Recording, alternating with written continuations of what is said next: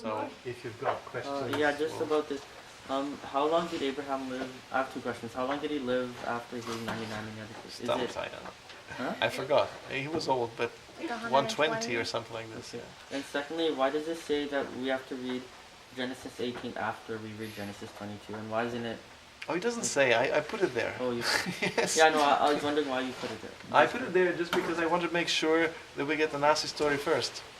And that's all. Yeah. Finish on a happy note. Yes, exactly.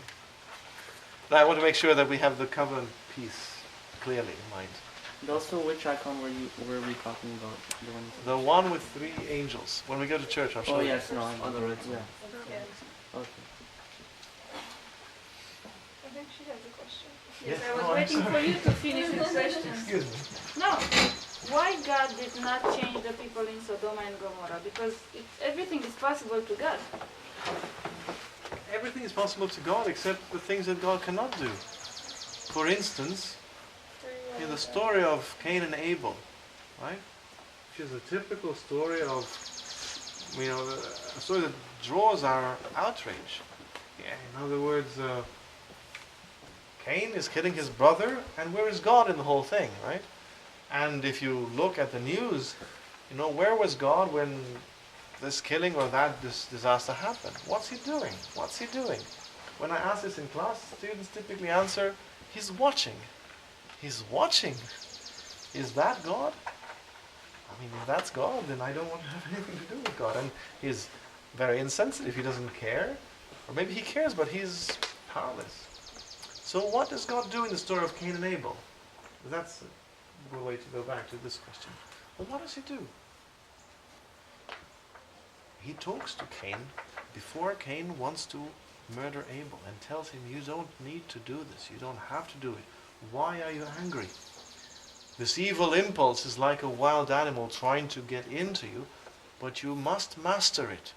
In other words, I will help you master this evil impulse.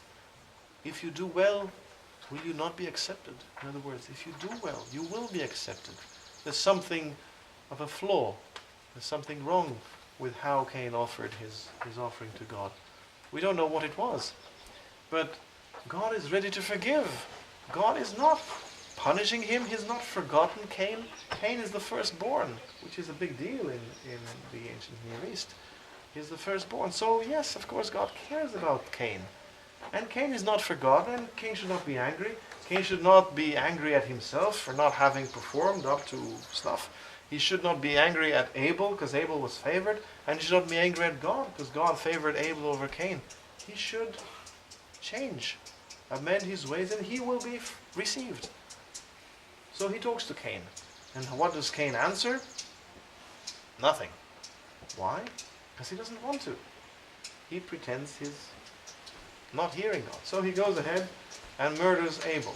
And God again talks to him after the murder and tells him, what have you done? Where is your brother Abel? Again, one of a silly question. Where are you, Adam? Let me see if there's something fishy in Sodom.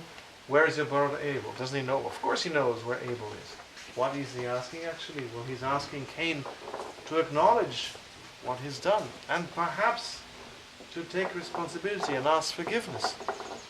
Far from it. Cain won't ask forgiveness. And so, even though God intervenes, he intervenes in the only way that God always does. Gently, respecting our free will. He does not barge in when he's not allowed in. By contrast, Satan tries to get in by all means. As in the story of Cain and Abel, when God says, this evil urge is like a wild animal trying to get in. But you must withstand this impulse. So, look up the question. Why did not God change the people? Yeah, why not? Well, because they would not want to. Because this is a practice of evil that has hardened them, so that they would not, even when visited by angels, rather than apprehending them as angels, they want to rape them. This is basically another tragic story of how God is powerless when it comes to our free will. God is almighty, but he cannot be controlling us because we're not puppets. And we are as strong or stronger than God when it comes to free will. So, You say. Stereo.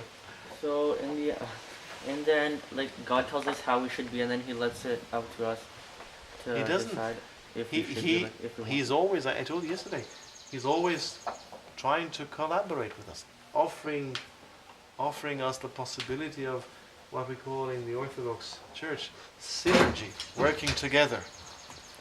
You're never alone. Remember the story from yesterday morning? You're never completely empty, alone, by yourself. You're with God or with other things, but you're never without some kind of collaboration. You're always in relation with something, with thoughts that come and go, with feelings that come and go, with impulses that come and go, which are neutral or are evil or are good, but you're never a completely isolated individual. You're always, in an unseen manner, caught in a thicket of relations, in a web, really. So, depending on what you let in, well, you're going to be possessed, as it were, in a very light sense. I'm not, but you're going to be possessed by certain thoughts that can become obsessive. You can be possessed by feelings, like I'm possessed by anger, right? I am possessed by sadness. I am possessed by Happiness. feeling of happiness. Well, I'm happy. Excessively. Excessive. Excessive, good, and so forth. So, in the case of thoughts or practices that become habitual, I said they become a second nature, and you become a constant collaborator in that direction. That is why evil has a way of hardening, and it becomes difficult, like mud dried by the sun.